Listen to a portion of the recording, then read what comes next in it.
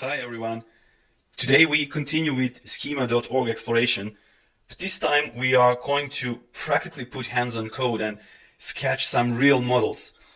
Also, we are going to test these models using schema.org validator, meaning that HTML we come up, but more importantly, the content inside of it is understandable and meaningful to both humans and various kinds of robots and machines that crawl the web. Feel free to ask questions anytime by using any available channel where you are connected with us, being it direct messages at Discord, LinkedIn, Twitter, or here by using a Twitch chat. So let's get started. Nicola, hi. Where are you? Hi. So today we're going to continue. First time we had a quite theoretical talk about what is possible and what are some directions that we might go in. But this time we're going to try to experiment a bit to play around with something in travel industry. So the idea here is not to build some concrete website model. The idea here is more to explore schema and figure out what ideas we can come up with by exploring schema and all related models to tourism and travel on the schema.org site itself. So firstly, I would like to just have a one quick stop and to go through microdata markup, and just to make sure that we're on the same page. So for those who haven't come across microdata, it is quite simple. It is just an addition to HTML. For example, if we have a div container, we can define that something is semantic scope by putting item scope attribute here. So schema parser would now know that this div is one particular item, and by setting item type,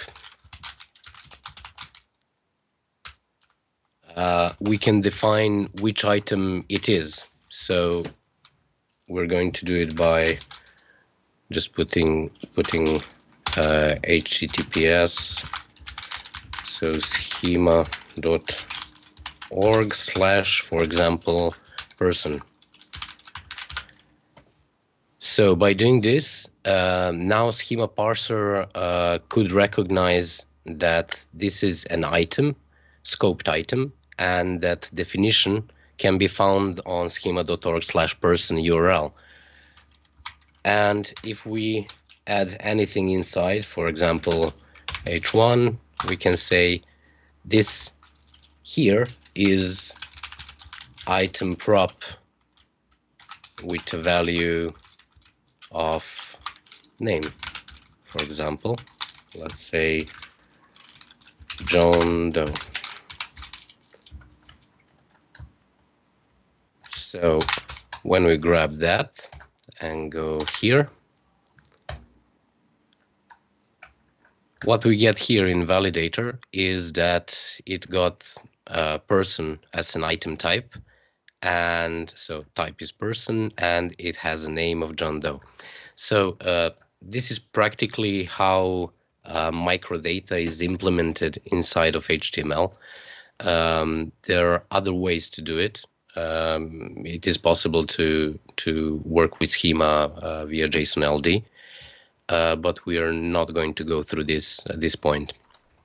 So it's probably good to mention at this point that microdata is a part of HTML5 standard. Yes, microdata is part of HTML standard, and json-ld is not for the time being. So there is all kind of things that can come out of this. For example,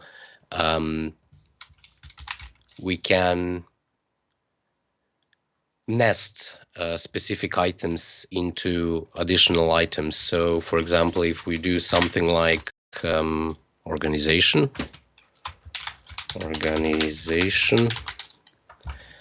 and we can say the name of the organization is Momentum, and then we can get additional item inside of it, and we can say, for example, this division is going to be founder. Let's just check out organization for some specific items. So let's just say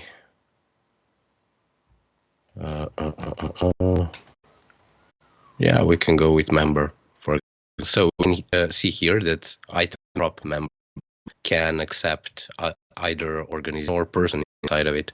So we can, for example, this division is going to be item prop member item, but at the same time, this division is going to be item scope of itself. And yeah, and it is going to be a different item type. It is going to be the same like here. So it is going to be person, and we are going to say that this person's name is going on though. So we get this into validator. What we have here is that it figured its organization, the top organization not type defined by recognized schema It's Z. Z. Yep. Z. Wrong spelling. Okay, so the same thing here. Yep. So it's organization, type organization, it has a name and it has a member. Member is type person and the name of the member is John Doe. So in this way, we can put relations between items from, in this case, it's hard-coded, but this can also be two dynamic collections which can be related between the items. So this is one way to do it. It is also interesting thing that in some cases it is possible, for example, to have definition of one item here in HTML, and we can say, for example, this is not present.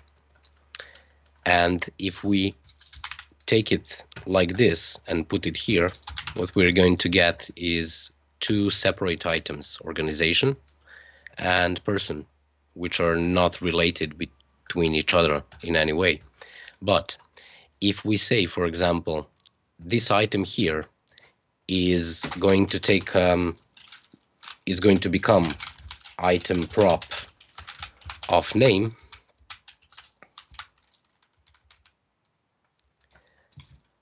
but it doesn't have a parent element which is semantic. So what this means is actually, but by giving it an ID of name, and here we can now say item reference is going to be ID of name. So what is going to happen now is that, okay, so these two items are not nested with one another. So this one is outside of this one, but they're going to be related in the same way like before when it was inside here, by adding this item reference to a name and by giving this div an ID of name. So if we do this,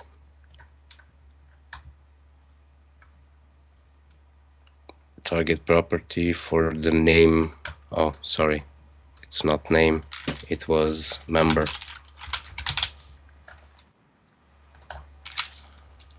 was member.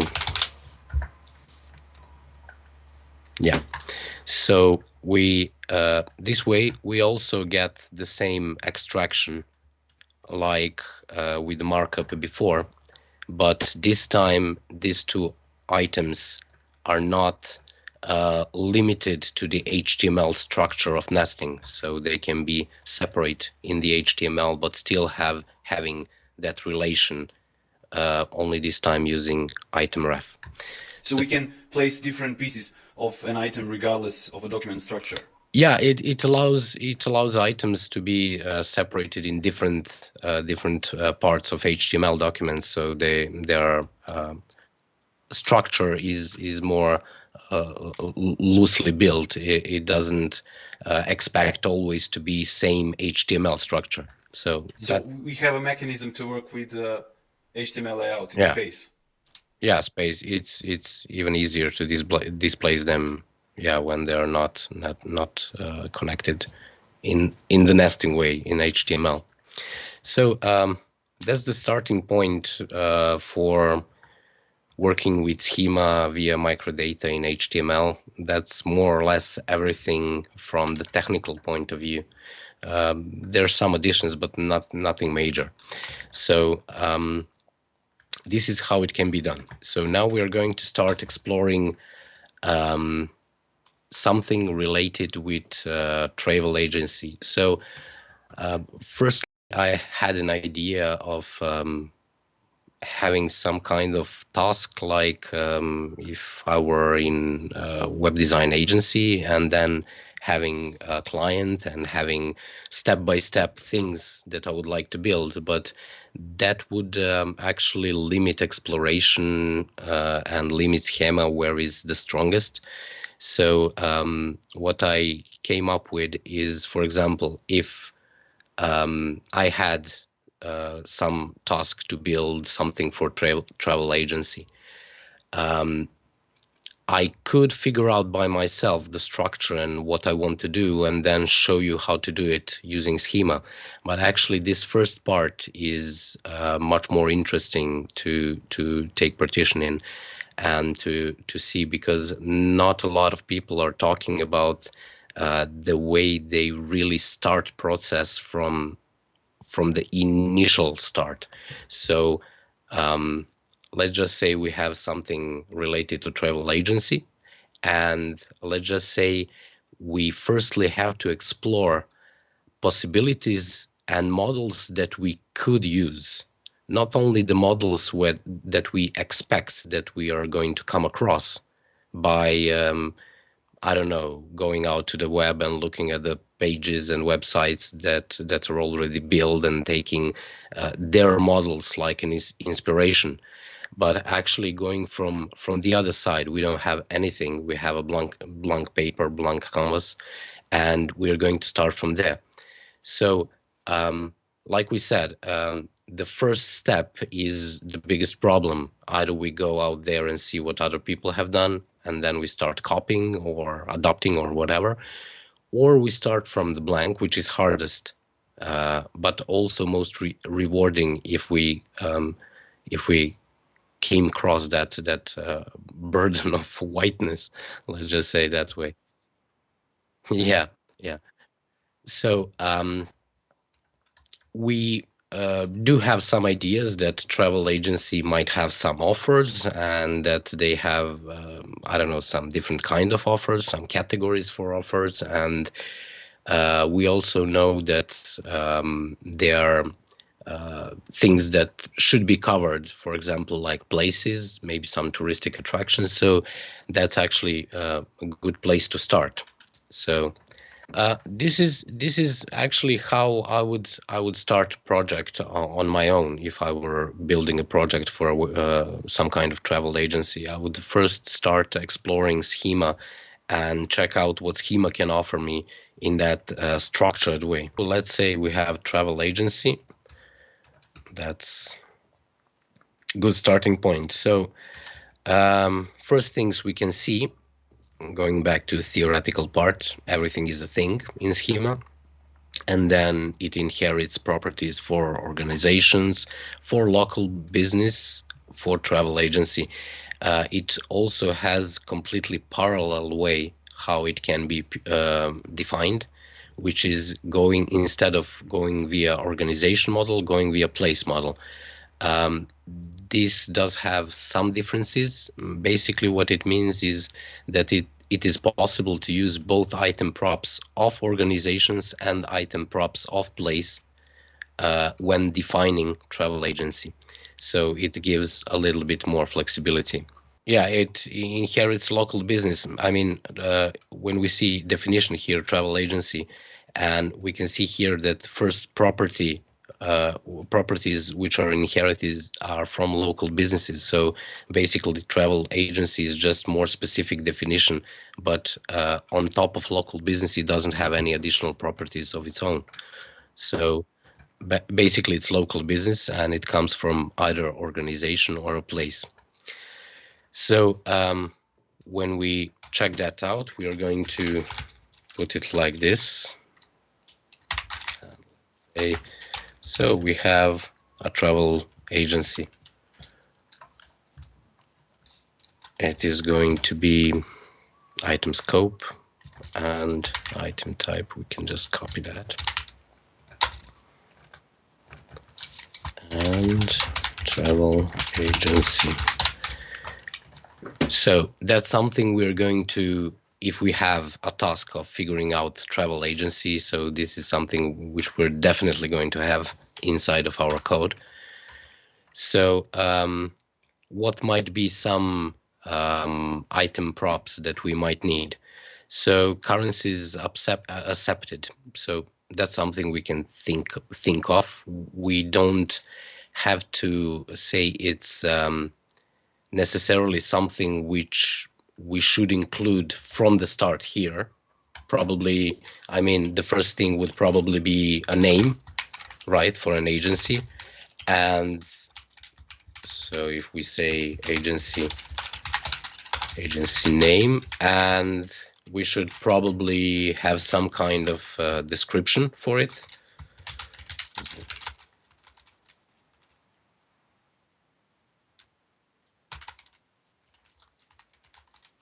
Yeah, for the most part, those are two most basic item props. So these two items, one is going to be item prop name, and the other one is going to be description. So basically, both name and description are inherited from the thing part. Meaning that any item, so we have here name and we have description right here. Yeah, so that means that every item in schema that we can come across is going to accept name and descriptions as item props. So we can be sure that we can add this in any type of type of schema item. So we know we are going to have a markup of travel agency. We know we're going to have descriptions. So let's figure out what else we might include. We are definitely going to have an address, right? I'm just going to paste it like this, and afterwards I'm going to add item props. We might have area served. It depends on the agency. So basically, here we're just going through reading out what is here offered and figuring out if it connects, relates in any way to what we're building. So contact point. This is interesting if we're building some more touristic agency, which has multiple contact points. So, for example, in one city or maybe even in a country. So be something which we might use. If in any way this travel agency is related to a specific brand. So, for example, if Nike made travel agency of its own. It might have something like that here. It can be related that way, or even if the travel agency itself is trying to become a brand, not just an agency, but it gives some kind of cultural value. It gives some kind of branding value, some kind of idea, some kind of promise behind their name. So it can be related in that way. If not, we're going to just skip it. So diversity policy and different kind of stuff. This work session, we're going to use only red item props. We're not going to use the blue ones, because blue ones are not still accepted as final implementation in Schema. They're just, like we said, experimental. Yep. So, okay, so travel agency, we can include employees. So might have something like team or people who work for us. So, probably even ability to choose a travel agent you would like to work with. Maybe that's an idea. Maybe that's something which travel agency we're building it for might have some place in their model for it. Here we can see some kind of event. So let's see what they're saying about it. Upcoming or past event associated with this place, organization, or action. So that would mean if this travel agency, we might have some kind of local event organized by them. For example, if we are in some old city, we might have some kind of catacombs walkthrough or something like that. So that kind of event might be introduced here, or even it might be a concert, something like that, which travel agency has some specific offer for. In one certain way, they can expand their business in that direction, but most time what happens actually is this way of exploration sometimes happens to allow us to define a current story much better, because when we start defining a story for a client, we don't necessarily have all the pieces of the puzzle in front of us so we can put it together. In real life, that work is most like putting together a puzzle, but we are missing more than half. So we have to invent more than half, right?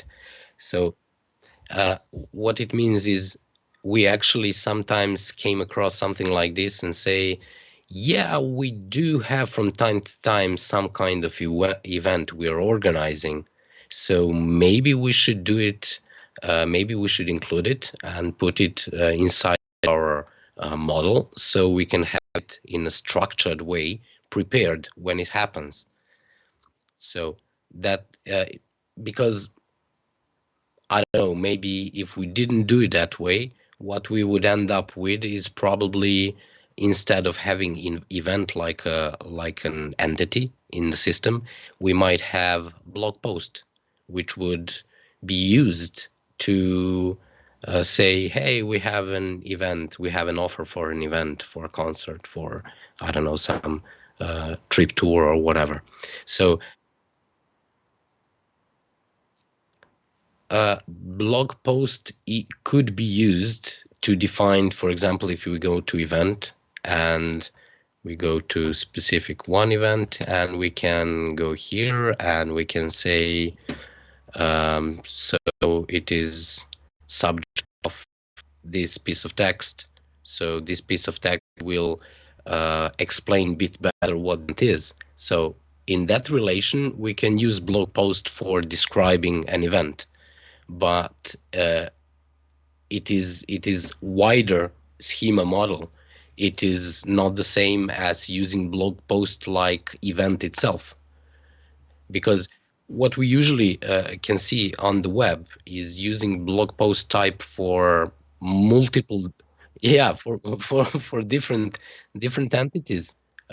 One might be event, maybe different types of events, maybe some categorization should be included, maybe what is the biggest difference? Everything we include as an entity, we can create dynamic collection off of it, and then our client is going to get a system which is much more fluid, much more robust, much more flexible in what can be included in information that we are putting in the ether, giving to everybody to consume. If we go to blog, so what we're going to have here is blog, which is type of a website, but blog post is the post itself. So it is social media posting, blog posting, inherited from article, and inherits items from creative work.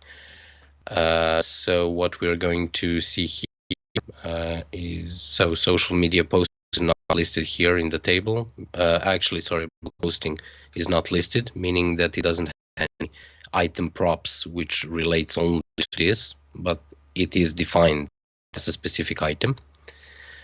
So that's relation, and any item in a thing, it has subject of property. For anything in schema, there can be a creative work which explains it in more detail. So for everything, there can be any type of creative work. It can be even a poem, it can be some kind of definition, it can be visual work, it can be a blog post which defines a thing that we are talking about, that we are defining. So we can include that, but we're going to go back to travel agency and to start working from. So where were we? We were here, the event. So sorry, we had a comment from that we had technical issues. Guys, can you hear me now? Because it seems that I was not heard in stream. Yeah, they say it works now. Thanks, Pepsi Man. All right. Sorry, continue, please. Okay. So is everything okay? It seems. Okay. So we came to event. We can actually this kind of event here, and we're going to make some experiment with that.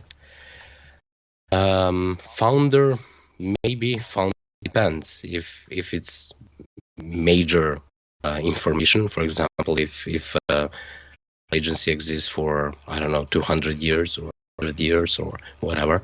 So this might be an important thing. Location also, if it's international or something like that.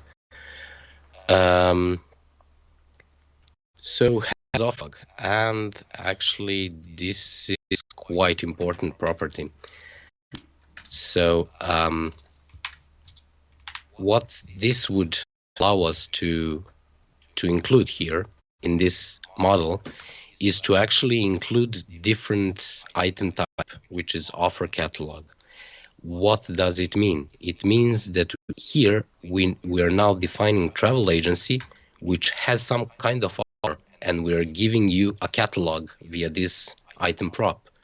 And what you're going to get inside here, when we go to has offer catalog, is offer catalog item. So it is going to be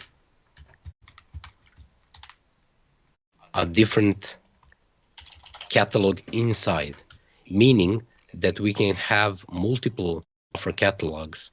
That can be one way to categorize things, to have multiple offer catalogs. So we have offer catalog for summer, offer catalog for winter, offer catalog for people who like surfing, offer catalog which is, I don't know, for Christmas, or a catalog which is for something else.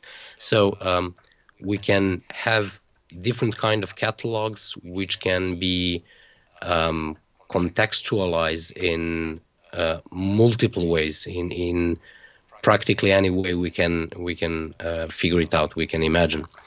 So and here what it serves us is offers. This is also an interesting thing, because offer itself can include item offered, which is going to give us the final thing which is offered. So offer catalog is universal for any kind of listing of offers. And then offer itself can be offer of a product. It can be bought, it can be rented, it can be whatever, or it can be a service of any type. So it can be offer of services. It doesn't have to be something which we can just buy and take home. It can be something which somebody might do for us. So we're going to leave it here and to include it in this experiment. Location, logo type. This is just assets that we might include, which are good to have inside of internet as a database of search. So when a search engine pick up this touristic agency, it might relate to a logotype. So it might serve that logotype when it's needed, where it's needed. So we have a structured way to serve logotype. Yeah. So we also have a different kind of so we can have a makes offer, which is a different way how to include offers. Pointer to products or services offered by organization or person. Inverse property offered by. This is from the other side when it comes. But so instead of having offer catalogs, we can include offers directly via makes offer. Exactly. So we can give an offer. We can have 1, 2, or 3 offers, or we can do it via offer catalog. So we can serve a specific catalog. So if I'm a small travel agency that just starting out, like I could say I can make a few offers, but if as I grow, I may include offer catalogs for summer, winter, and other kinds of travels. It really depends on agency, on agency type. So if you're a small agency, which might have a business model of having some kind of contract with a bigger organizer of events, like it is a common thing here. So if we have a small agency and we have a big agency has its own buses, it has its own even planes, it has whatever. So they organize travel to specific touristic destinations. So if you work in correlation with that kind of agency, they would have packages finished. Yeah. So you would actually resell those. So in that case, regardless of being a small agency, you would, from the day one, probably you would have summer packets, you would have packages, you would have winter, you would have all of it. But it's actually it's more interesting. It can be done that way if it's something which is local, which is not so, let's just say, consumer based, which is more custom based. So when we have, for example, touristic agencies that have access to multiple applications where they can find the cheapest travel that you can get. They find you they find travel, apartments, whatever, to your needs, specific needs. So in that case, they would offer a service, right? This is not a finished product that you can come and buy. It's actually a service of figuring out offer for you. So in that case, you would probably have direct offers, like we can have offer, I don't know, which is economic. We can have regular, or we can have deluxe offer for you, and each of those is custom made for you, but being in 3 different packages, it can have some additional stuff that we're going to look forward. So if you're going into deluxe offer, then we're going to include even taxi drives, and I don't know, whatever. You're going to have a driver of your own, and so these kind of offers can be directly offered in that way. Exactly. I see. And I see that we have a system like from theoretical point of view, like layers for taxonomies, actually, for different Yeah. kinds of taxonomies. Because we were speaking about summer offer catalog and winter offer catalog. And now we speak about economic or deluxe, and then we can have another layer of taxonomy that we can include. Yeah, we can include multiple layers. I mean, it's practically infinite. I don't know if we started building it, it wouldn't be infinite. It would have to have an end, right? But from Knowing this where to point, stop. yeah, knowing where to stop is That's the problem with Schema. huge part with Schema. Yeah. Actually, we can include, for example, okay, but I like Alps, and I would like to go somewhere which reminds me of Alps. I would like to see something like that. So it's not only that I want to have a winter catalog, but I would like to have a specific winter catalog, and I would like to go there on summer. Mountains. Yeah, so Mountains in summer. Yeah, so it's not going to be a part of winter catalog. So it's a different kind of taxonomy, and it's something which can be allowed via this kind of system. Yeah. And most important thing is that in every step of the way, everything is clearly defined. Everything is structured.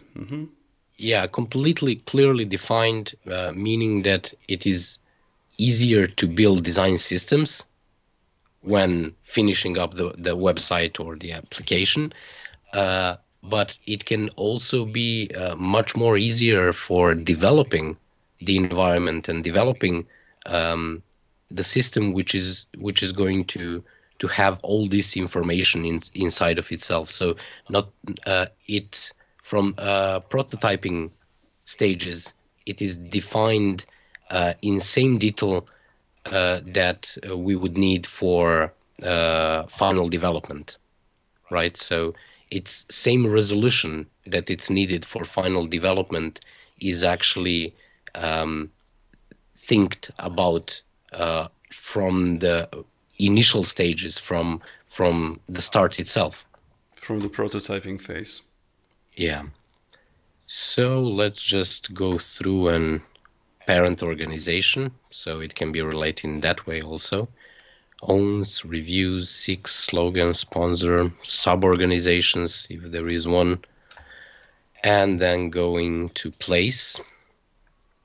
We said address, we're going to use address. We can include aggregate rating, which might be, for example, if we're building application, which includes multiple travel agencies inside of it itself, we can include also aggregate rating and have some kind of rating defined system, here. So, yeah.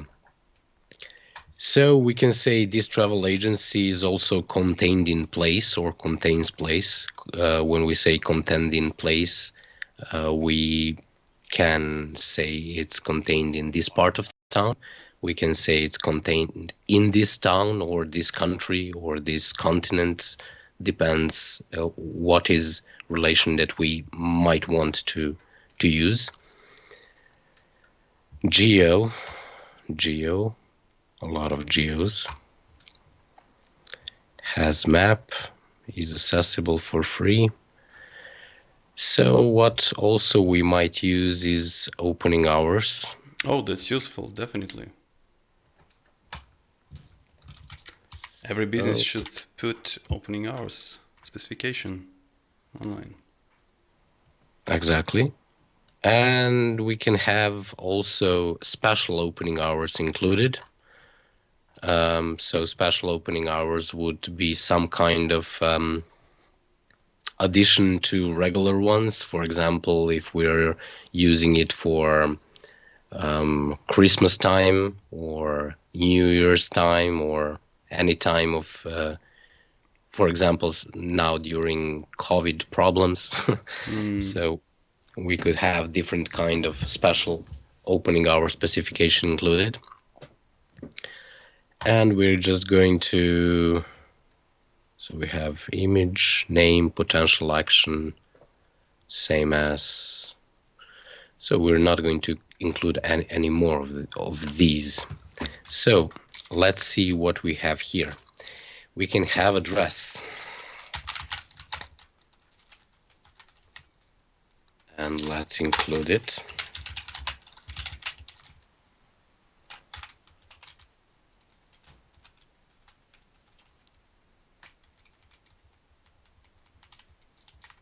So when we say we can include address, it can be something quite simple, but it can also be extended. So we can say it's a text.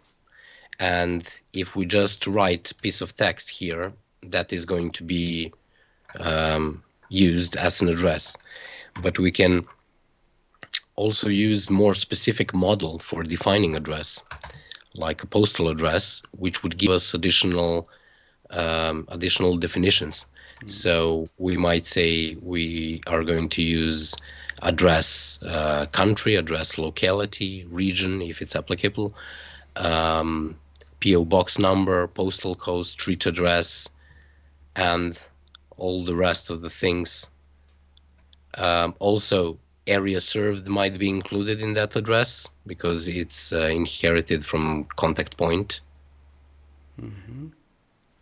Also, hours available. Some address might have some hourly limit. For example, if it's an office inside of a bigger trade center, so it would be limited not to their own availability, but by availability of the center itself. Product supported telephone. So it's exploration process in its fullness, because if you start exploring schema this way, you are hardly going to come to the same spot every time. So if you start exploring it like this now, and in 2 years' time, you're going to come up to different ideas.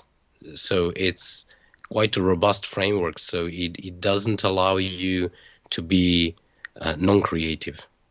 It doesn't allow you to be non-creative. It does. So it exactly, because it's so robust that it gives so many opportunities.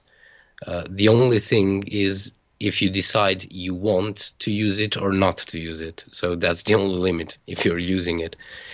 And also, the thing you said before, knowing when to stop. All this flexibility can have its price. So, for example, if we get carried and we start putting an X number of collections in our system, someone is going to have to put all the data, all the content. Yeah, exactly. And is going to have, so if we say it's possible to relate this to this and this to this, someone is going to have to edit and to create those relations in the end. Someone is going to have to say, so this is the item which is related with this item.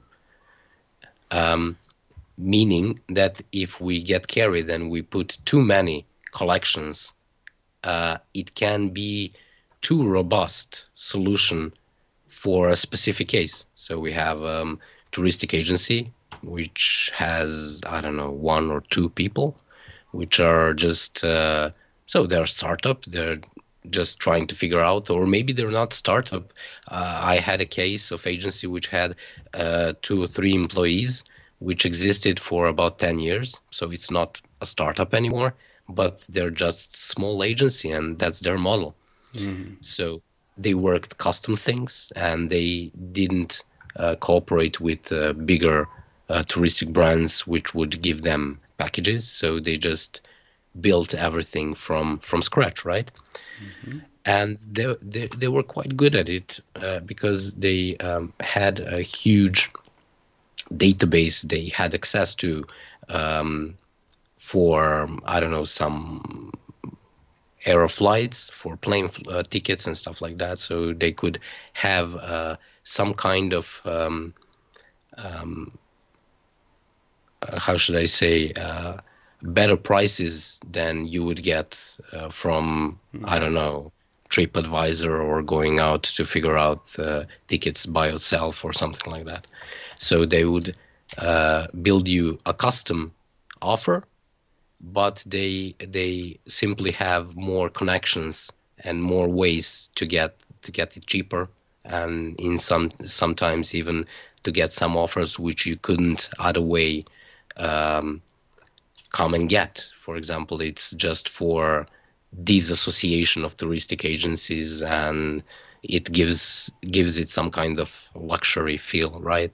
So for this kind of agency, we would not build a robust system, because no, we would probably try to figure out how to make it as small and as compact as possible, but give it enough of structured data. So it's not always a point to go into maximum detail, because it can be a blockade. It can be something which is going to block someone's work afterwards. So we have to find the balance, actually, and the relation between the robustness of a model and the content management efforts from another side. Yeah.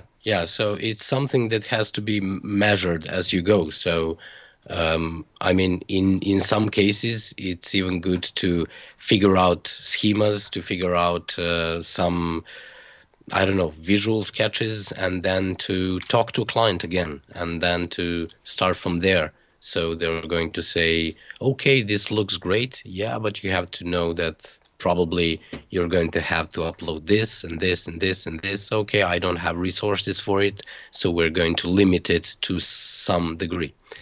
So what we propose here is not starting designing from pages and unstructured models, but starting from schema, and then checking with the client as we go with the development of the information model. Yeah. So basically, that's the idea. Going from schema, going from sketches in Whimsical or whatever process you use via, I don't know, pen and paper or whatever. So and then trying to getting to some point, getting some ideas to a certain degree, and then start discussing with client from there, and then develop from there. Keep developing prototype from there, actually. So data, content first. So we're going to get some example here and say postal address. So let's see how they did it. For example, we can here have a division, which is item prop address, postal address. This is great example, the thing we actually need. So they have telephone, fax, and email. Great, we'll take it all. We'll take it all like this, and let's say, so we have an item prop address, which is item scope for itself. So it's different collection from travel agency. It's item type of postal address, and it has some things included, right? So we can also have a list of employees. So we might say we have a UL, and we have list items, and each list item is going to be item prop of employee.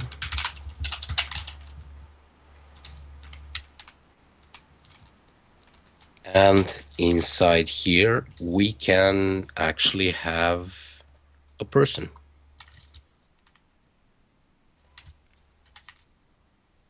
So inside of this item prop, we're going to have additional person.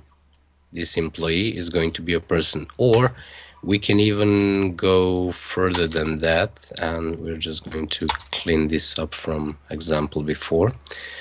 And we might even say it this way. Yes, exactly.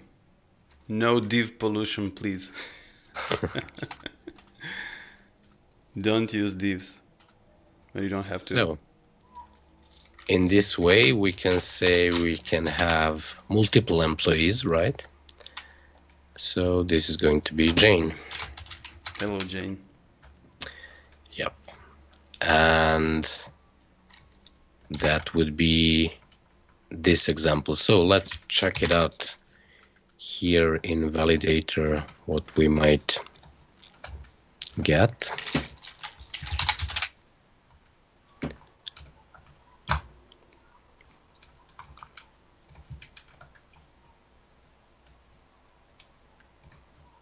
English, please.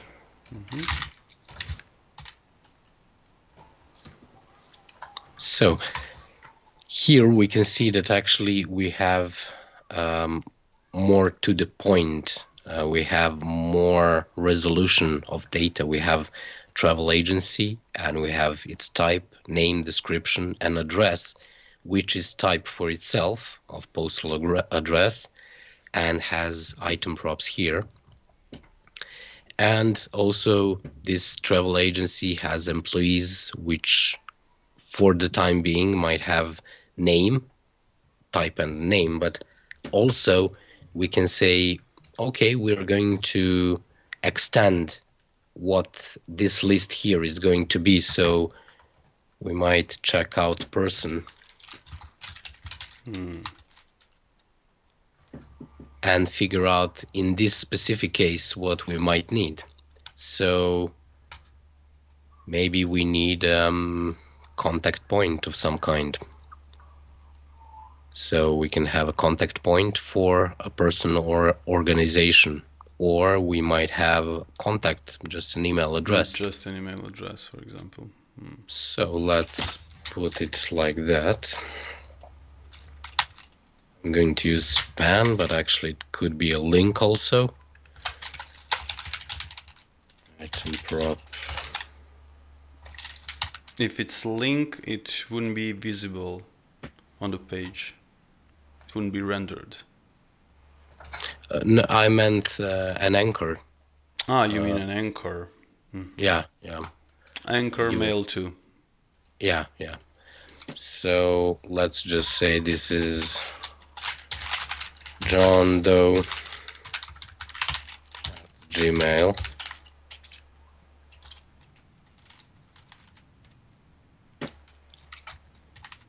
And the same thing for Jane.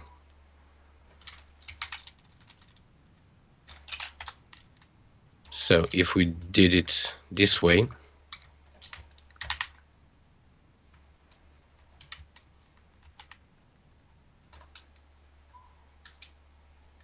we can see here that we also have contact. So in this way, for example, we could develop one specific schema and then say, okay, so this is probably something that I would use, for example, on a home page or our theme page or whatever. So, but you have a snippet from a start that would be informational structure for something that you want to say, some kind of story that you want to tell to your audience. And in this case, this story goes to people and 2 machines at the same time. So when we put this many things in context, we're giving quite an extensive story here.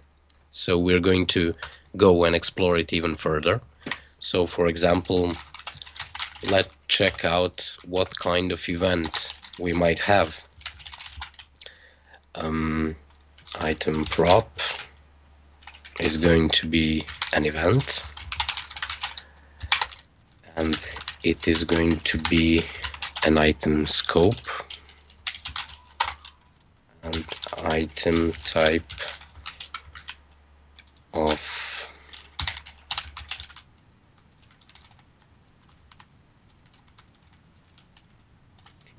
event.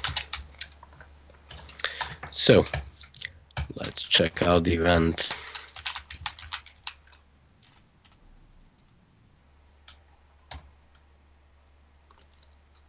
And we said, so we have a touristic agency and we might organize some kind of event. That was basic idea for including this Visiting in a of test. catacombs. I like that idea. Catacombs, yeah. So let's figure out what this event is going to be. So here we have about, and that relates to a thing, which would mean to anything. And that thing would be subject matter of the content, inverse property of subject of. So we can have about property, which would link additional information about this, meaning a blog post or whatever. Or even some taxonomies layers. Maybe it can be done. It can be done with that in mind. Maybe. So here we can have an actor inside of an event. Depends on an event, right? Aggregate rating, attendee, person or organizations, audience. This is an interesting one.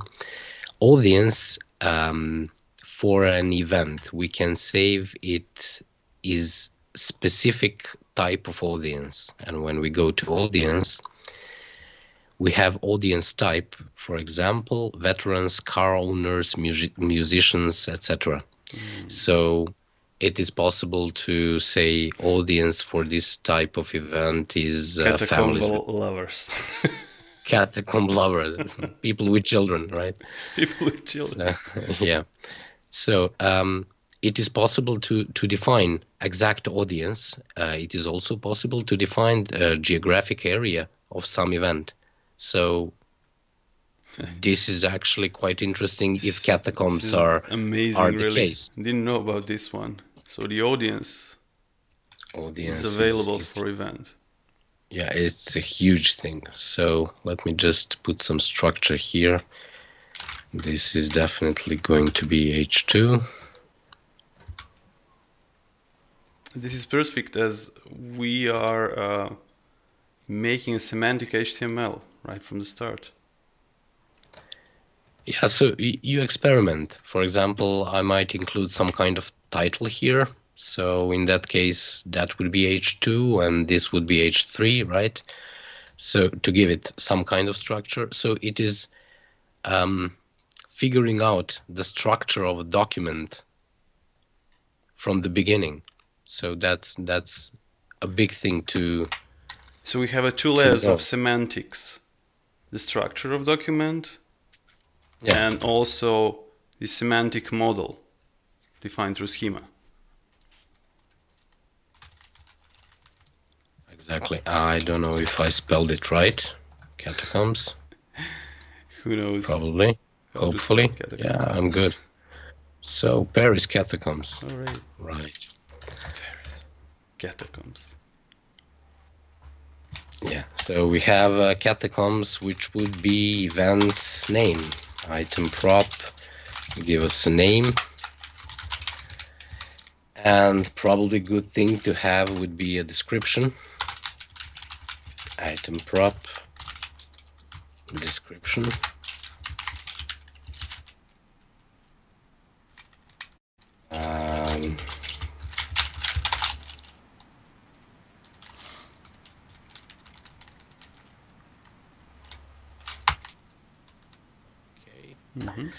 So we said we can include audience. Audience. Okay, so we say it is for specific type of audience. And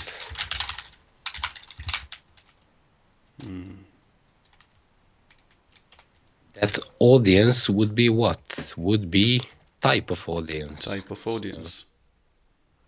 So it is going to be item scope.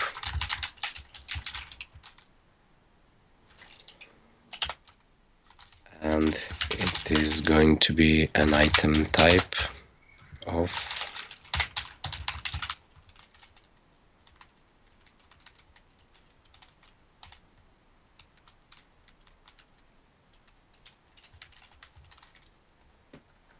it is going to be an audience, and that item type of audience, we have audience type as item prop.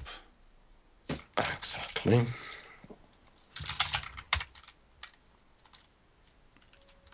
Yeah, just as a simple paragraph. Why not? I mean, it's for example, we can do this by using just divs and spans. We can use this and figuring out for specific things like, I don't know, headers might be good thing to figure them out right away. But this is all prone to change, right? So it's something that is still to be developed. This is just a sketch. Yeah. So this is actually the way how someone might do a sketching in HTML, directly in HTML. So this is this kind of prototyping. So it's not visual prototyping, it's informational prototyping, figuring out what is the information structure that we're going to use and what is the document structure that we're going to have. Before going into any visuals. Yeah. So do you see me okay? Yes. Your camera seems to froze. Yes.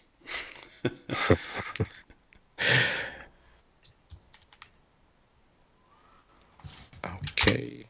Yes, type.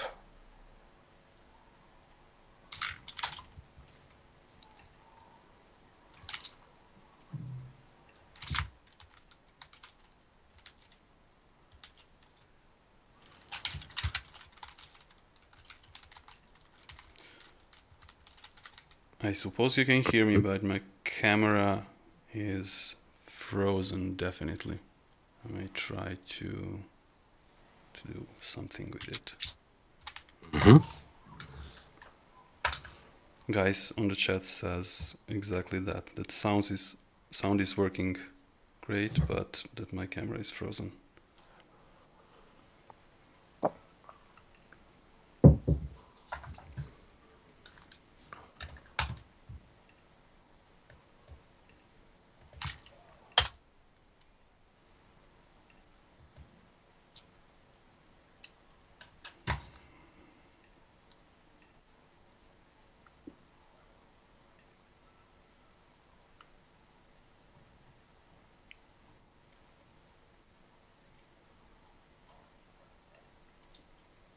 It just doesn't give a damn.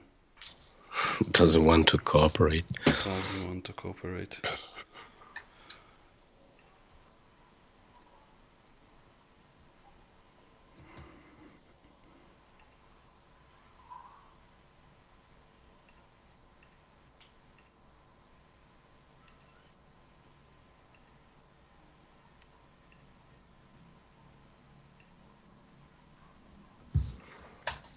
Okay, so I might just keep working, I guess. Yes, please. Keep working. Okay, so I'll go on. You try to enable it again. Yes. Okay, so we've had here audience type, right? Families with children. I don't know if I spelled it right. Probably not. And we might also say that it is going to be that specific event is going to be in a specific geographic area. So we might include that also. And let's just say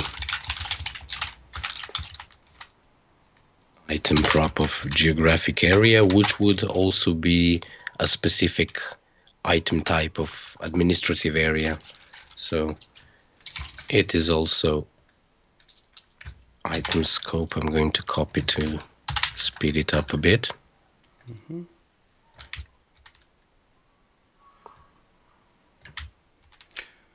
And we have a question from Pepsi Man. He is concerned about divs. He says, so always try and limit or not even use divs. Is that the point?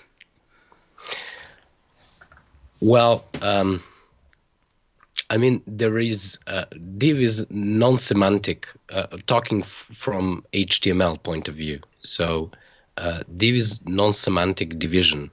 It's element for specifying divisions in a document. Those divisions, since they're non-semantic, are not, how should I say, they're not specific in any way. For any kind of specific divisions inside of HTML, we would be using article tag or a section, a side, or those semantic tags which have specific semantic structural semantics, right?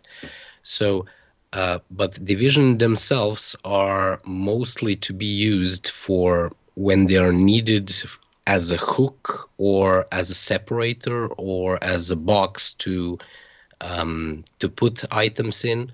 For example, to put something into CSS grid, you might need to surround, to encapsulate few items with something.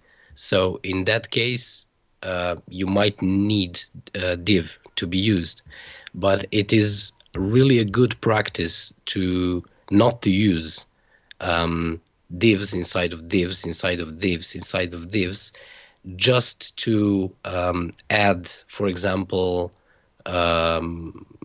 CSS framework class.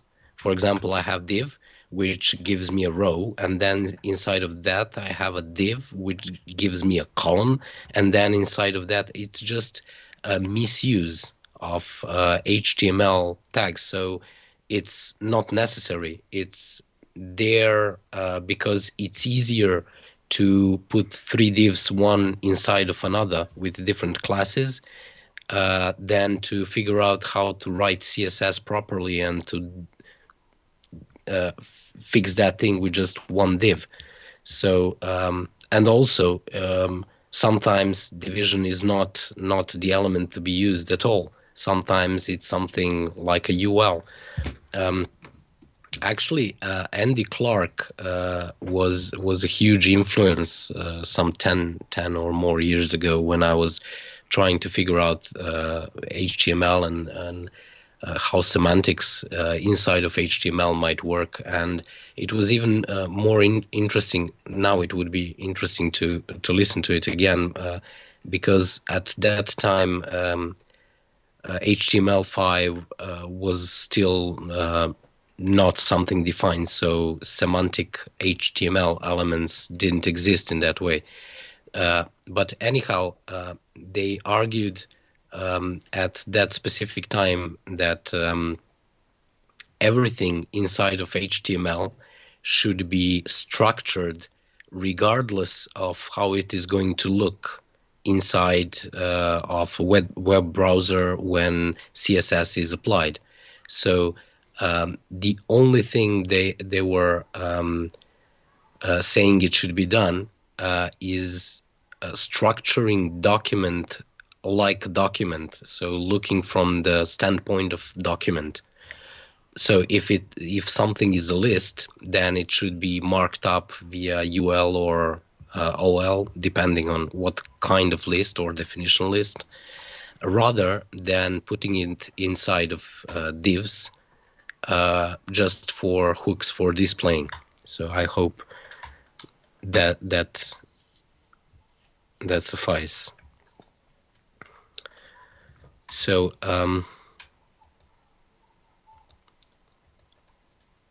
here we added geographic area, right? And inside administrative area, we also have a bunch of things. It can be contained in place, so this area might be in some city. It can contain places, so this administrative area might be a city and has smaller parts, smaller sections, right? In this specific case, we just might use something from thing. For example, this geographic area will have a name again. In this case, it's going to be an H3.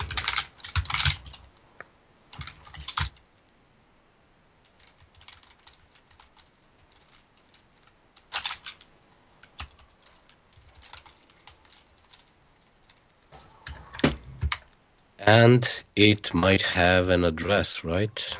Mm-hmm. Yeah, so it's going to have an address. We already have address example right here.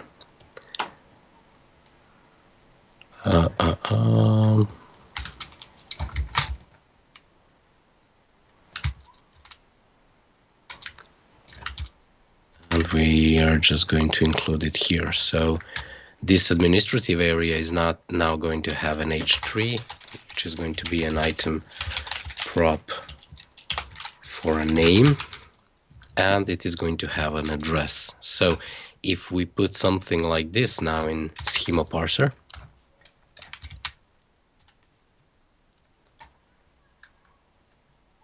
this thing just keeps growing, right? Yeah, just keeps growing. And as it grows, it gives more specific and more structured data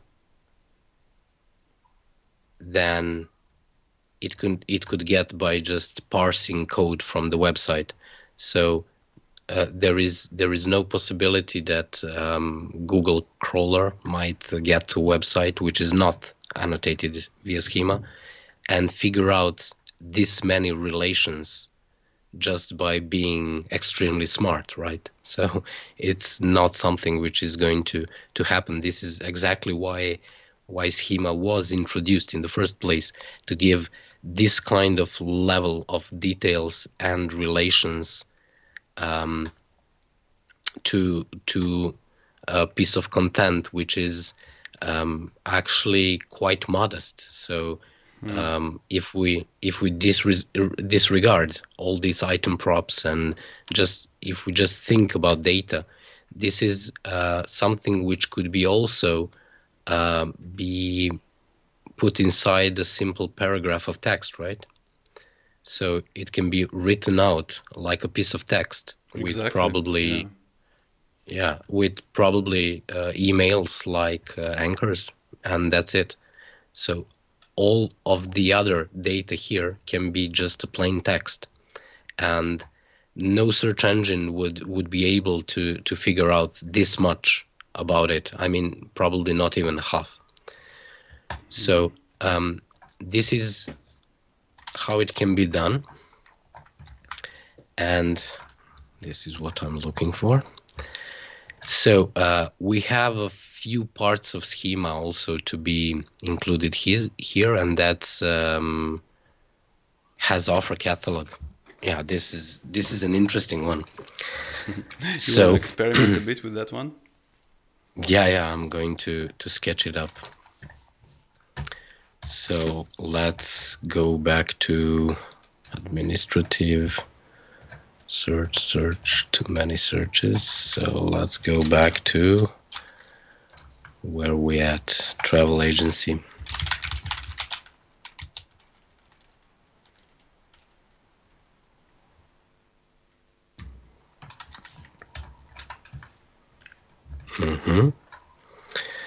So we're here and we're having offer.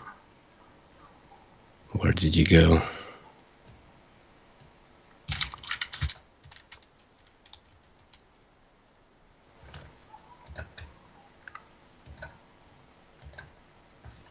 makes offer, has offer catalog. Great. So we're going to include offer catalog, and this is something which is quite interesting. Offer catalog is one type which actually assumes that it is going to be used as a list of items. So it has already defined item list and the item list element inside. So it is going to have an item list and it is going to have an item list element, which is list item or text or a thing, but it can be a list item. So this is example where one specific element is defined as container of multiple elements. So it's not very often that something like that happens in Schema. So it's employee, for example, or it's an event, and it assumes that it is self-sufficient. It is one, right? And this assumes that it is actually a collection of items which are items.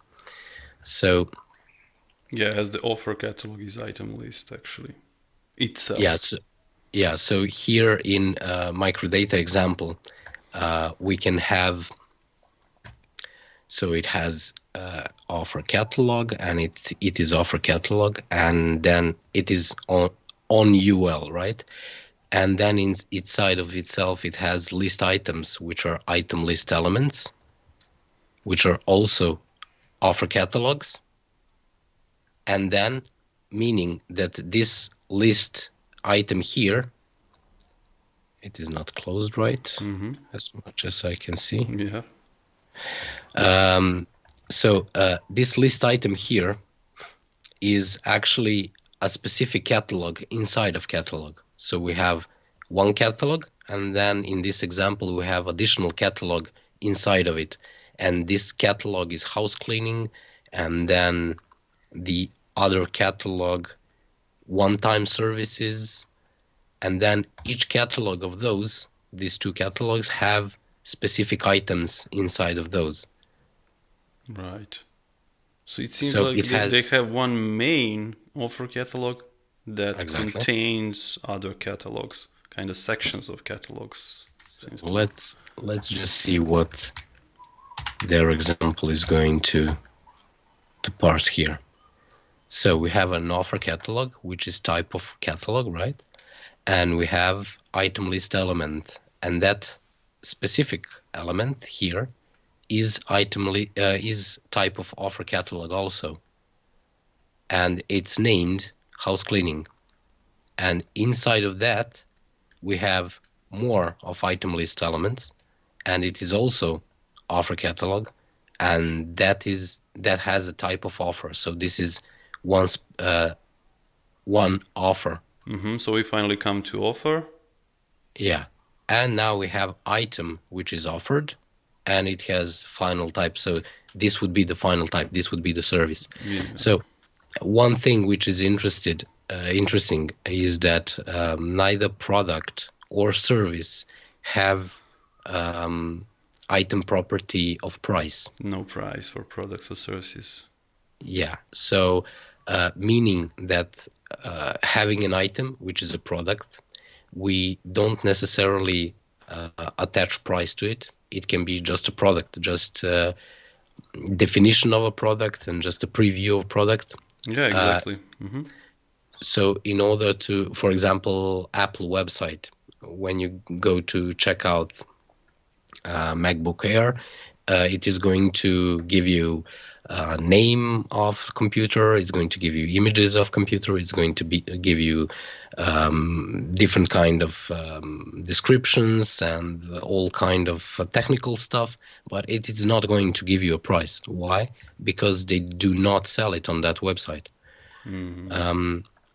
What is going to happen is that somewhere else in some web shop or any kind of shop, they're going to define offer, and then item offered is going to be type of service or type of product.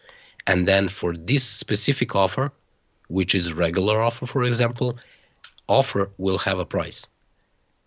Exactly. Because the price is offer related, not product or service related. So it's something to have in mind when working with schema.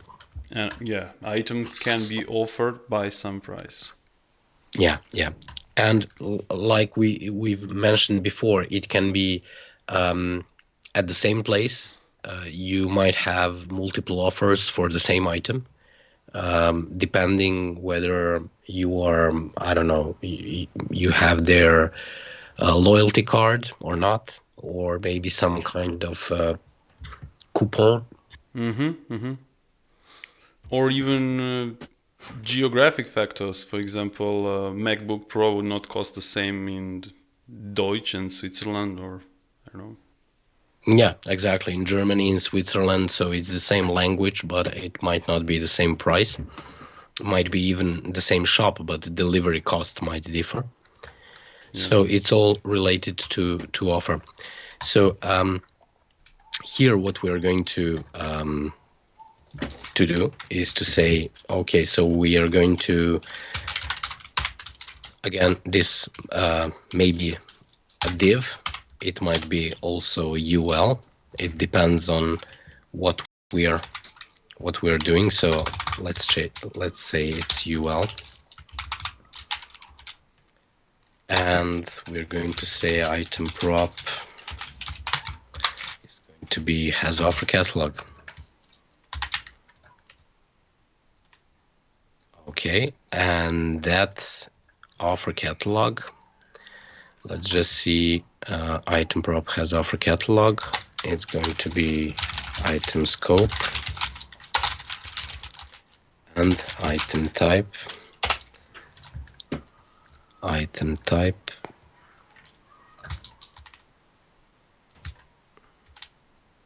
of offer catalog. So in this specific case,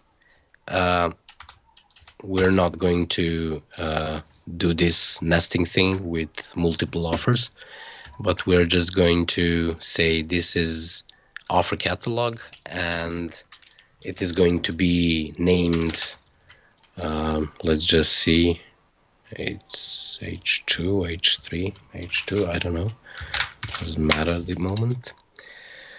We're going to say this is our offer. Wait, why you nest H2 on the UL? You confused me. That's a good question. Oh, okay. Huge question. So, how would I do it then? Has offer catalog. This item can't be an UL then. It has to be a div, right? Because I need to have item prop name inside of it.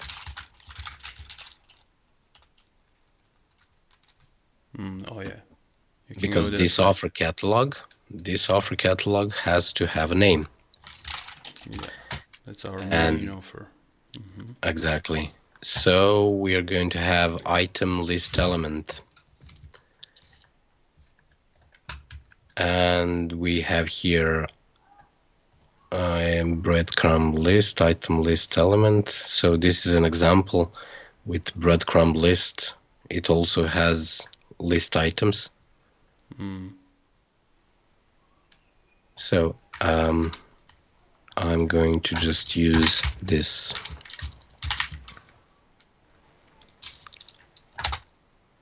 list item.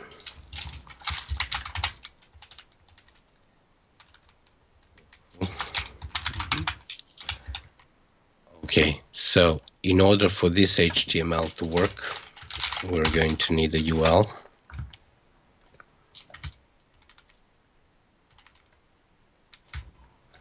And list item can accept anything, including a thing, right? Yes. So in this specific offer catalog list item here, we're going to include our offer. and let's say offer. So we actually relate via thing to an offer. Yeah, Mm, exactly. beautiful. And let's just check out some quick examples. Product offer. So this is inversed. This is where we have a product, and then this product has item prop offers, which are available for this product. So it's different kind of listing. So Schema allows us to go from different directions. We may start from the product itself Yeah. or service, or we Yeah. may come across the offer to finally product or service. Exactly. So we can list offers for specific things, or we can have products which might contain offers for that product, which are related with the product themselves. So list item, and we're going to say inside of this list item, there is also one thing which should work. Let's just try it out. This is something I use from time to time. Okay, you're going to define both of them on the same element. So if I give two definitions here, actually this item here should be seen as both types. So let's just... And you would say a few divs. And I would save a few divs, right? Div pollution. Feel like it's a CO2 emission, div emission. Yeah, so here we have has offer catalog and its type of offer catalog, and item list element is type of list item and type of offer. This would mean that this item here could actually, you could actually use both item props from one and from the other model. So we could use both of them inside and make like a huge pile of item props for both of them, and that would validate. That would be valid. Great. Semantic data. So this is addition to those basics of how microdata works. So this is how we would actually include two types on single element. Just amazing. And here we're going to just put, this is offer name, right? Yeah. Item prop name.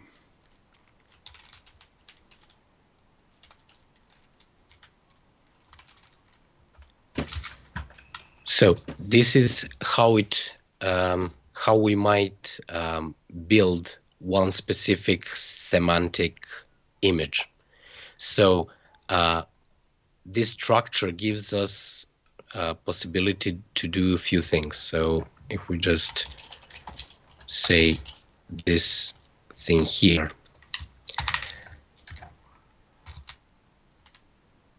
okay, so what we have here, we have a specific story that we have told via data and via semantic data for machines. So what might be the next step? We do not necessarily need to print out this to one page. We can break this out and say, okay, so we have travel agency and it has address and that's it. I want to stop to close div here, and that's going to be, for example, my homepage.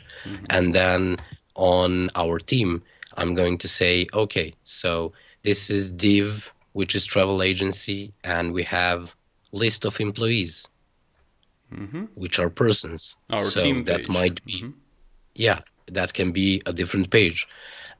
This can be a different section or a page event that we are organizing for a specific audience. Our offer catalog might be on a specific page. So what it means is that actually, like we've figured out with this item ref thing, we can actually say this travel agency, and we defined whatever we want to be on every and each page on the website, and we put it in header or in footer, and then use the rest here via ID and via item href and whatever relation we want to use, and to connect that permanent data with something which would be URL based. So depending on which page we're at, right? So that's how we might take this semantic markup and use it to create not one but multiple pages. Of course, it depends how we want to work with this data, with this exact data. So we might do it this way, we might do it that way. It is freedom actually that we have inside of boundaries which Schema has made. So this is just one flow which might be used, but we also can keep on exploring and say, okay, so this is something which we've figured out by exploring travel agency. So what we might find out by exploring touristic trip, what we might find by exploring something else. Let's just say, when we say travel, so it's travel agency, travel action, travel bans, tourist destination, flight reservation. So it keeps all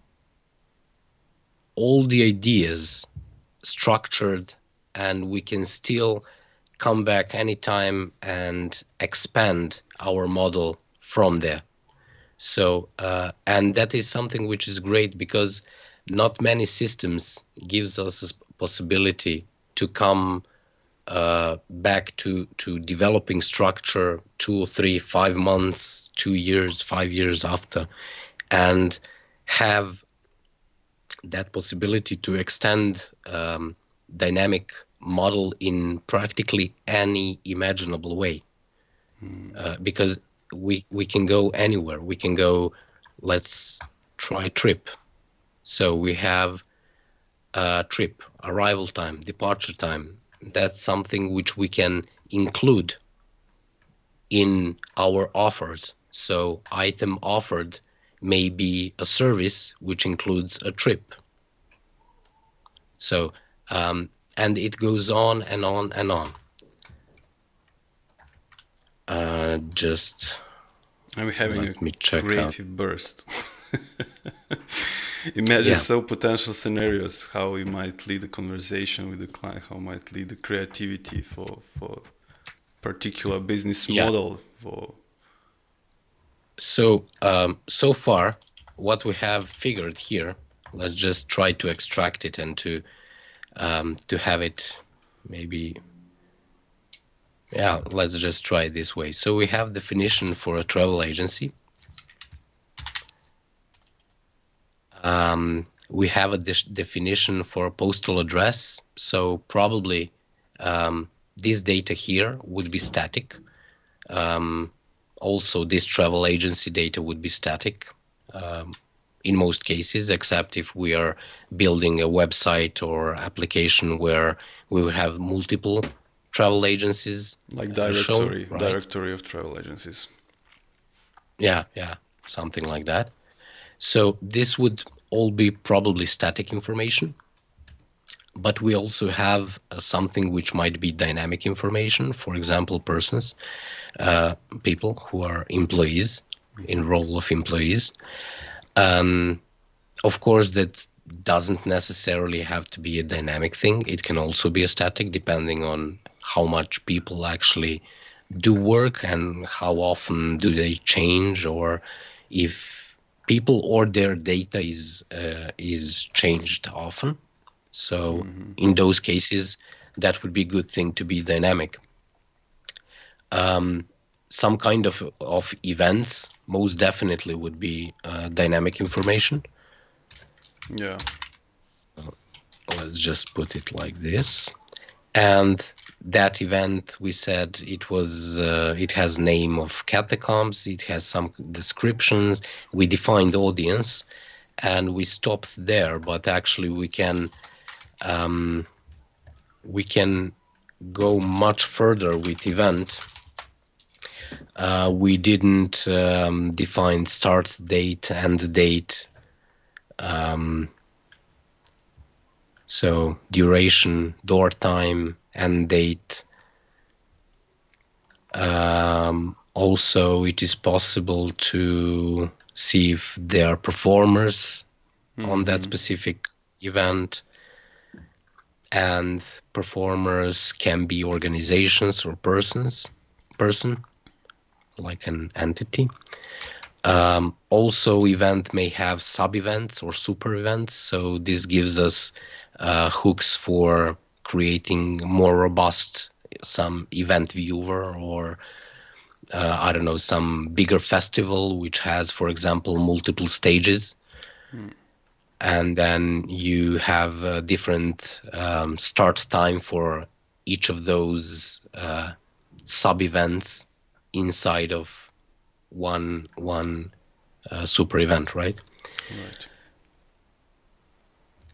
So these are all the things that we can include here in event, and offer catalogs. And it just feels that we don't have to be in a hurry with the client. Like we may start small and then through time expand the model. Well, at this point, we have used about, I don't know, how much time have you used? 2 hours, right? Some hour and a half. And yeah, and so far we have one quite extensive schema, but we can also quite easily create more schema sketches, not like this, even more simpler, as a starting point to talk with client. And the thing is, you said we can take it easy with client. We can, and we can take more time to talk with client to get better sense of what we are describing, right? But we can also shorten even this, which was quite fast for this amount of structure. We can go even further and sketch it in less detail. For example, I can say I want to describe, to give structure for specific places which are going to be part of different kind of offers for this touristic agency. And let's just go like this. Continent.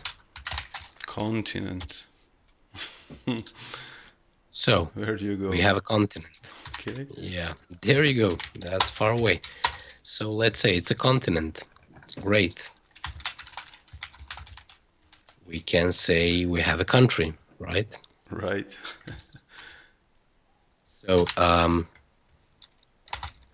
continent and country also, as we can see, are inherits everything from the place, right? From administrative area. Yeah. So it is compatible with place, contained in place and contains place. Those two properties are. Let me just figure out where they are. Here you just passed on C. I just pressed. Yeah. So contained in place and contains place. These properties are available on both continent and country, and then we can go and try to add whether city or anything, or we can just go with more universal item of place. So for example, this would include both larger city and small village, for example. So I don't have to create any kind of difference in this schema. So it's just a place. And then inside of this place, I can have accommodation. So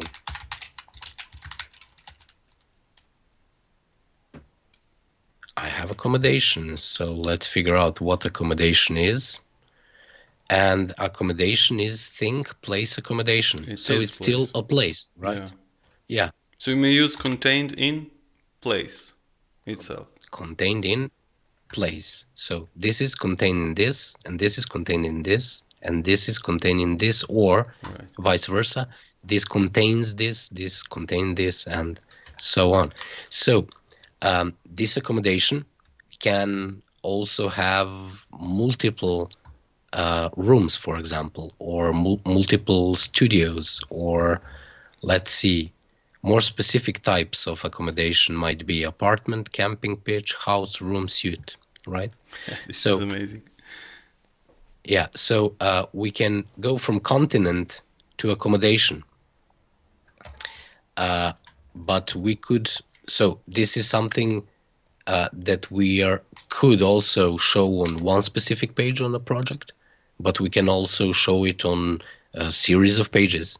Yeah. So we can have a place which will show us continents, then we click, we go to countries, then we click, we go to specific town, village, or some kind of place. So we go there, and then we figure out accommodation, and then we figure out whatever. So when we talk about each of these places can have something related to them. For example, we can say, so for this continent, I'm going to include blog posts. Blog posts. So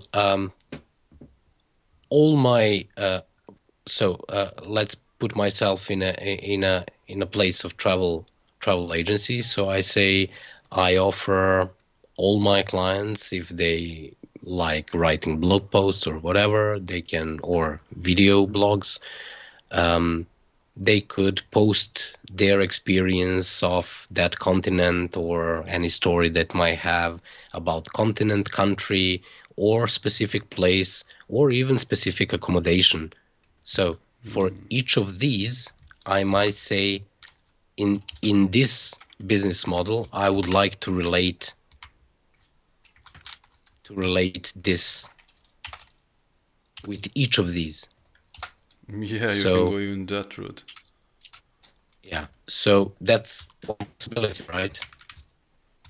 So if my client, tourist agency, if they can figure out the way how to, if they, for example, have that specific kind of customers which like to write or to take videos or whatever, they can maybe figure out the way how to give additional value to these specific pieces of content on our site, right? Exactly.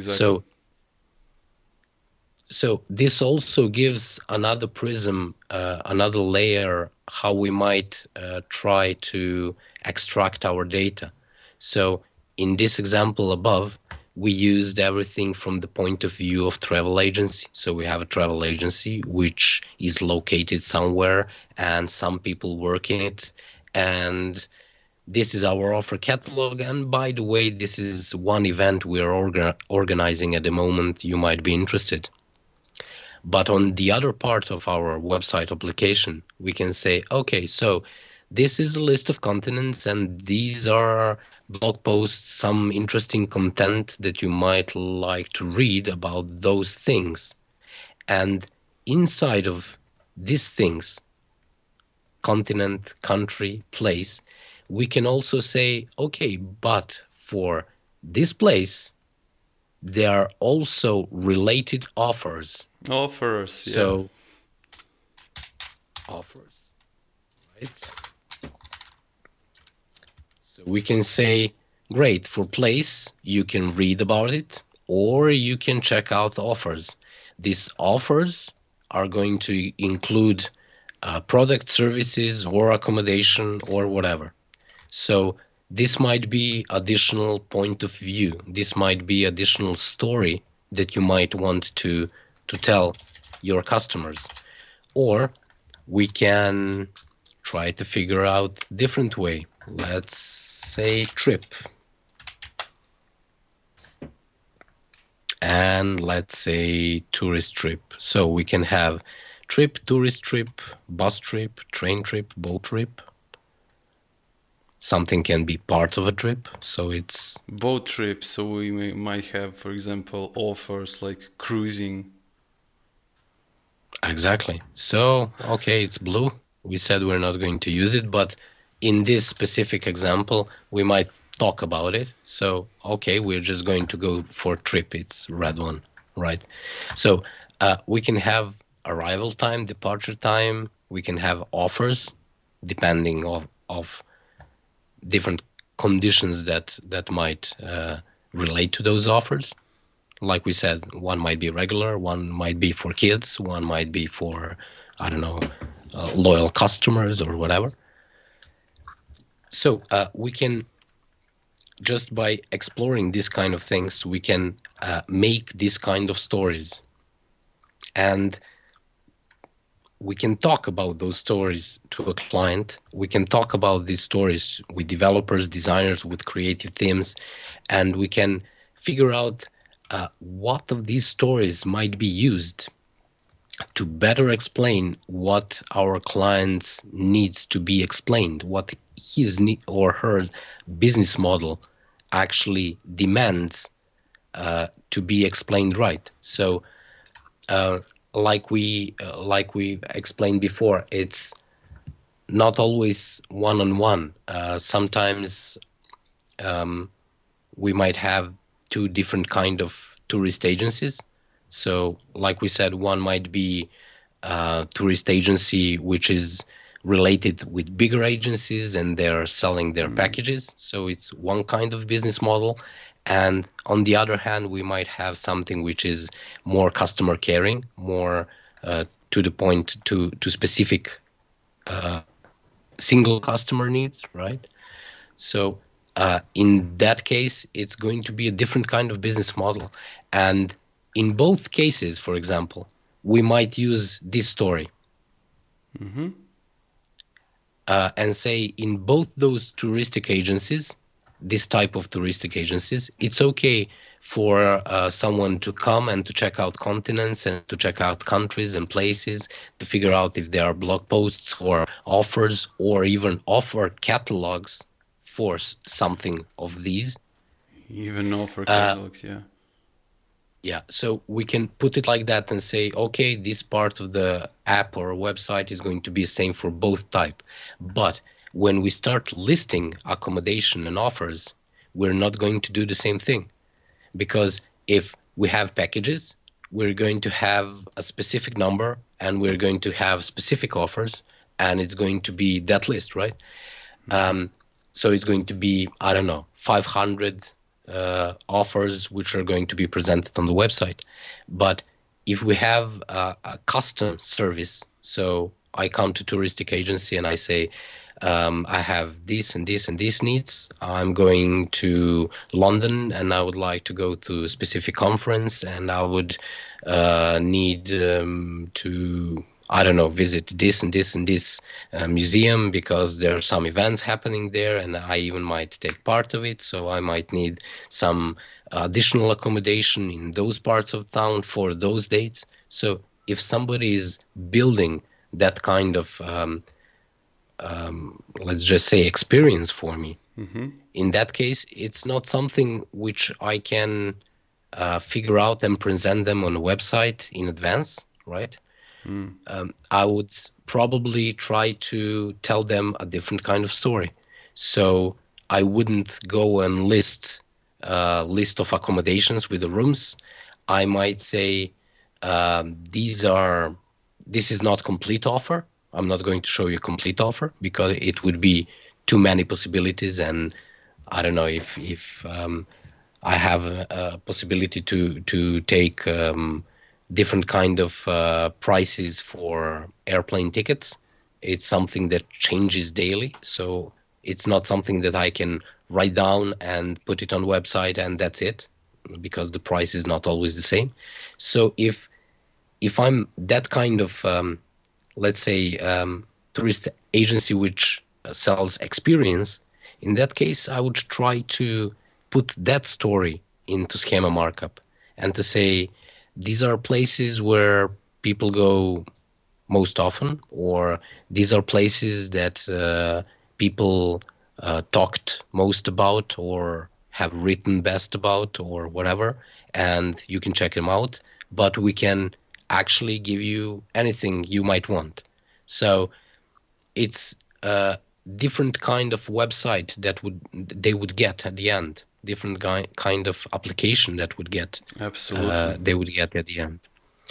And you have a system that you can use to emphasize the parts of stories actually and present them through models. And that's completely different from if we start from pages that just like sky and earth, like completely different universe. Yeah, if we start from pages, for the most part, we get to the places that everybody's been at. So everybody's been there. Everybody knows that what to expect. From a certain point, that's good. But from another point, it's like trying to download a theme, website theme from internet, and then trying to push business model inside of that theme. So it's possible to a certain degree, but we don't get this experience both for people who are readers of the website or want to interact, to take some offer, to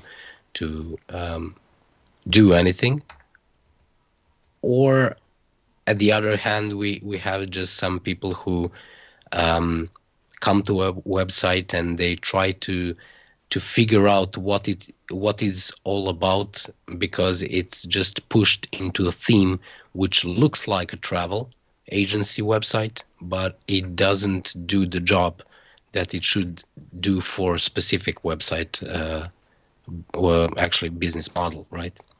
Exactly. And not to mention how we may hurt the business itself, like pushing them into something that they are not actually, like missing the point of their business model and just pushing them into some theme that we downloaded. Yeah, so exactly in this example that I was talking about with two touristic agencies, could you imagine if you have an agency which can configure something for you as a client, and they get the website which force them to try to define and put out all possible combinations that they can build and to give a price to that, but they can't do it because it's something which is daily change. So they figure out, okay, so now we need more people to update our website regularly. So we need more content writers. We need more of those in order to keep our website updated with the prices, with the offers, with everything, because for us it changes daily and our website is forcing us to show all of them. So in that case, that will be quite bad influence on the business itself, and it would lead to misuse of resources for the most part. Yeah, that's one example. Or the case where the business needs a kind of functionality, but we don't provide them because the theme that we are working on just doesn't support that.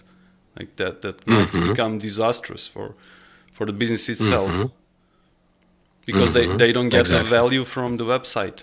It's just a visit card at the end. Yeah, it's just a visit card with no functionality. It doesn't reflect a real business model of a business, and that's something which it should do, especially in 2022, right? So it's 2022. Yeah, it's the year. it's not 2000s no more. So business card is not enough. And not to mention So, that for the decade that comes, like by using schema, that we are communicating to robots and machines that are going to crawl our websites and make search for us. Like we would delegate search functionality from us humans to machines. And by using schema, we are already marking that up. We are making our content understandable to these machines. yeah, because if we do markup, for example, this example that we've been talking about today. So if we do markup a website like this, it would be extremely easy to come with some kind of crawler to that kind of website from outside and scan for specific schema items and says, okay, so just give me blog posts about countries. I'm looking for interesting blog posts, travel blogging from different countries. So yeah, that's or I something might which search is, for some kinds of accommodation, or even it crossed my mind that audience type that we mentioned before. Like I might search as a user the place where I would take my family for a specific kind of event. Like yes, that could be my yes. criteria. I would not say I will go to Greece or Spain, but just take me anywhere that I can visit some kind of event with a specific audience type. Like, Exactly. Also, one might go a step further and say, what about step queries? So I'm giving a search query for something, and after I get that data, I want to go step further. And I say, okay, so I'm looking for where can I go with my family, what country I can go with my family, with my kids, and that I know that that country is more oriented, or there are more places oriented for family kind of vacation than some other country. So I get some results. And now I say, okay, so in this country, where are this kind of, for example, we like water sports. So where is this kind of fun in this country? So you can go step by step further and further. I would like to go to some place like this, and I would like to enjoy some events like this, some kind of content, some kind of concerts, and I would like to have specific kind of dinings in proximity, and I would like to, and it just keeps going and going, and it's multi-step search. So after this I would like this, and after this I would like this. And this kind of structured data actually, if web was like this already, it would be extremely easy to get any of these kind of queries quite fast, and with small CPU footprint, right? but this Because is it's already defined. where we have to lead the web in this direction. Yeah, that's something to come, and it's upon all of us to build it. We're just few people who might do it. So it's something that everybody who are building web should be doing, or at least going into that direction, because this is actually how internet was thought of in the first place. I mean, Tim Berners-Lee had ideas about giving additional semantic meaning to HTML elements, and to give those to give that data additional meaning, both for machines and for people. Exactly. I mean, at the end, everything is for people. I mean, even so, we can say it's for machines. What we mean is some crawler comes and it does something, so it is machine. But that crawler up at the end of the journey serves that data and that information back to a human, which started search query. So at the end, it's all for the people. But you forgot that AI is coming from us. Even that is in Of service human. of people. Yeah, only we're going to get to that point that, yeah, I would like to go to somewhere, on summer, and I don't know where, figure out what's good for me and some content which is good for me, and then IE would get all of these things and figure out by itself, right? Yeah, but this is definitely a direction where we want to lead the web. It just feels that it's a right direction, like the web that is semantic, that is understandable to humans and Yeah. machines, and to reveal all these possibilities for us. Mm-hmm. Mm-hmm. And we can start with small steps. Let's explore how to talk to machines. Let's explore these vocabularies, these dictionaries, semantic dictionaries like schema.org, and let's start building websites that are understandable by machines from the start. Yeah. Only writing of code in this manner and figuring out these small stories packed into schema markup are actually more than enough to do huge exploration in some industries. For example, for tourism, if we did something like we did today, if we keep doing it for about a week, so let's say 5-6 days, the amount of models that we would get for 5 or 6 days of prototyping like this would be so huge that we could actually, I don't know, feed multiple models. Quite a huge number of models could be served via those stories, right? Mm-hmm. So it's this kind of explorations are good for a specific project, but if you have multiple projects in the same industry, it's something which just keeps growing and keeps growing, and it's knowledge that actually, for example, me as a designer, because of Schema, I know much more about how tourism actually works, how travel agency works, what are the entities that I will come across in that industry. So I get familiar with both items that I'm going to come across in that and in that industry, and also with relations that those items have with different items, and what is all included in that business model. So it's something like reading a novel with multiple endings, right? Mm-hmm. Like old comic books. Yeah, Yeah. feels like So that. you start reading, and it just depends where you turn left or right. It's going to have a different different kind of ending, right? Yeah. So it's huge fun, and it's something to be read and to be explored in this way.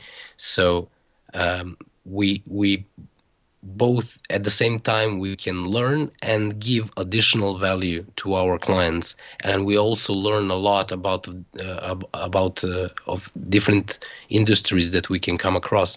And Schema is quite huge in that regard. I mean, just exploration from tourist point of view got us to, I don't know, few interesting stories, but we already have touched event. We already figured about place, about the blog posts, some creative work. So if we start working from all of those points now, let's start from event. So we can learn so much things if we start exploring and reading event schema at the website.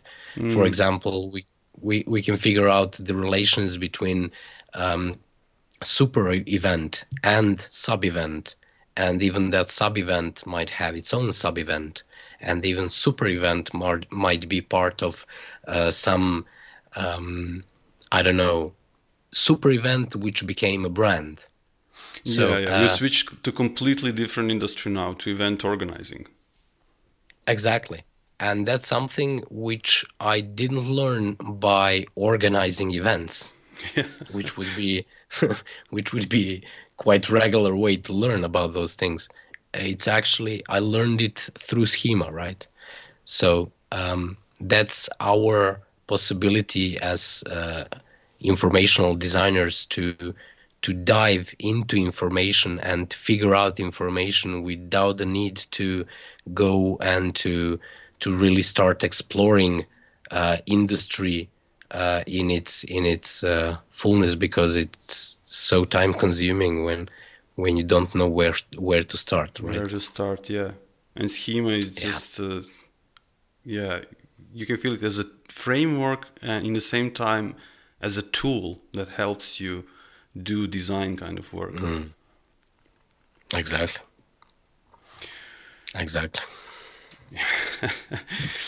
It just feels like this conversation feels that it might go into any direction. So, yeah, it might. Actually, it truly might. It really might. We are 2 hours already in the conversation. Do you think that we might stop now?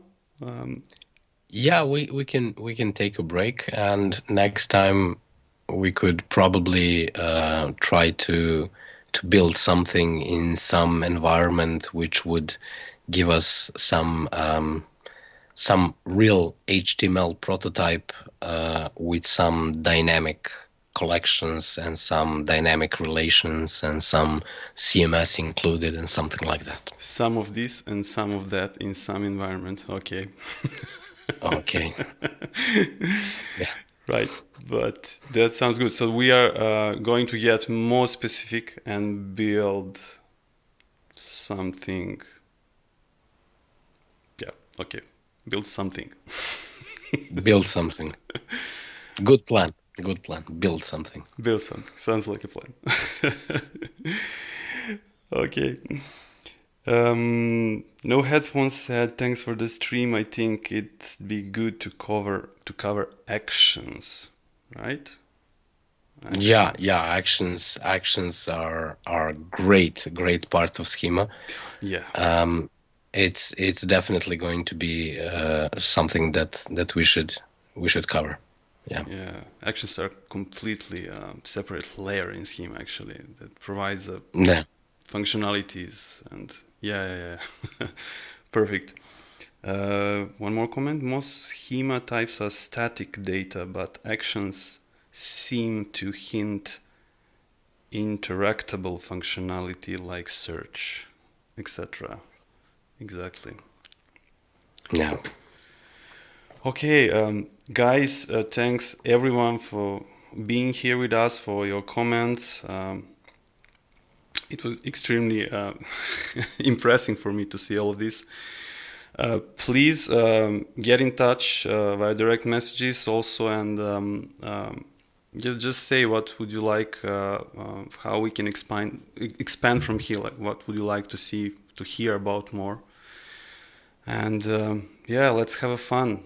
It seems just as we're just getting started. Just warming up. Great. All right. So that's it for today.